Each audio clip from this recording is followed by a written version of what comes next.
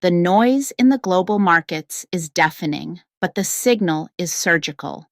We are currently witnessing the most significant restructuring of global trade routes and maritime security since the end of World War II. Signal over noise, the permission corridor versus the South America pivot.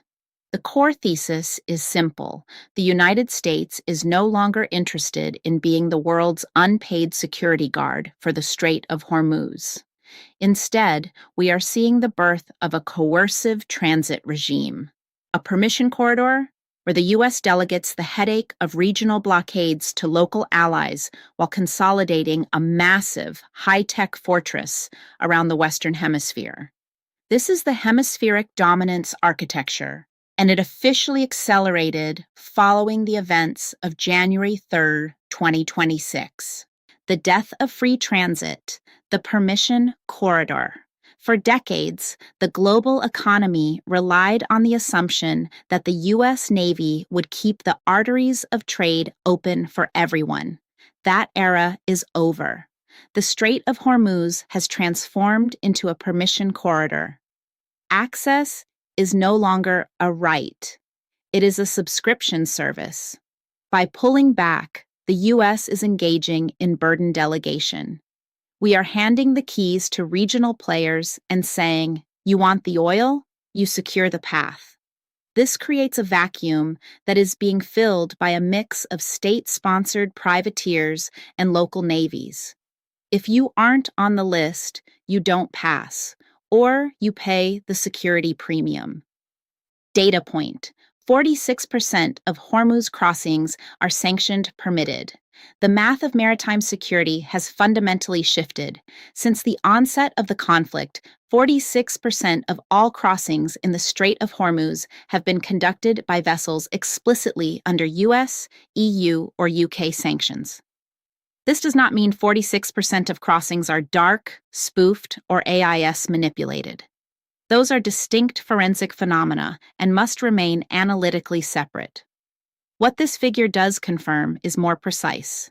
Iran is actively permitting sanctioned vessels to transit, establishing the permission corridor as a state-sanctioned bypass. This is the operational logic of a coercive transit regime. Selective enforcement is the primary geopolitical lever.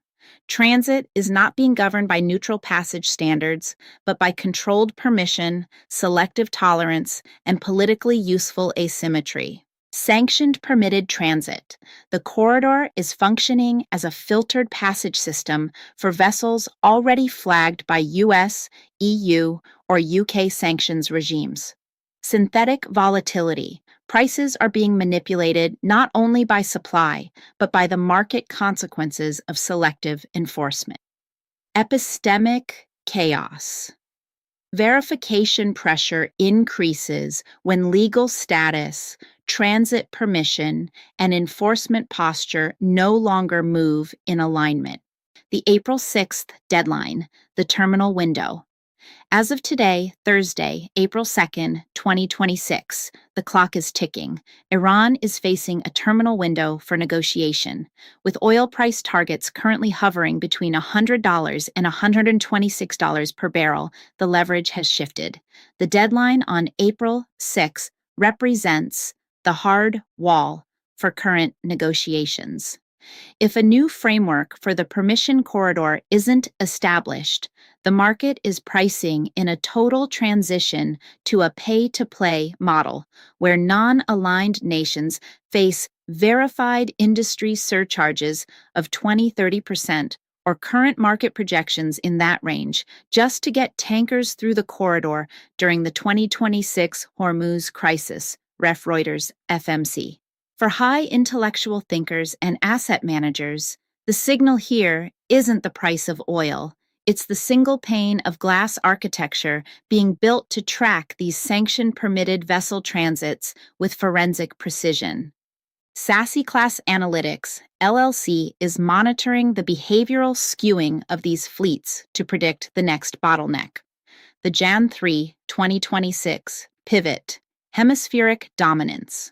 While the world's eyes are on the Middle East, the real signal happened 3 months ago.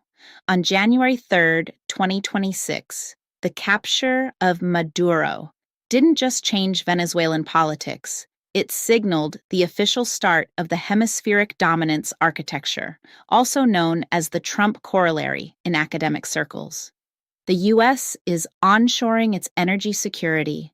By securing the South American pivot, the U.S. is effectively building a closed-loop energy system within the Western Hemisphere. Why this matters? Proximity. Why secure a 12,000-mile supply line in a hostile major permission corridor when you can secure a 2,000-mile line in your own backyard? Control. The hemispheric dominance architecture removes the need for burden delegation. It is direct, structural power projection. Economic moat. This pivot creates a massive competitive advantage for Western-based industries that no longer have to worry about the dark routing premiums of the Eastern corridors. Strategic implications. For professionals navigating this data wilderness, stop looking at the noise of political headlines and start looking at the structural layering of maritime law, selective enforcement, and energy logistics. The governing requirement is verification discipline, not narrative comfort. In this environment, ambiguity is a liability multiplier, and decision quality depends on separating legal status, transit permission, and enforcement posture with precision.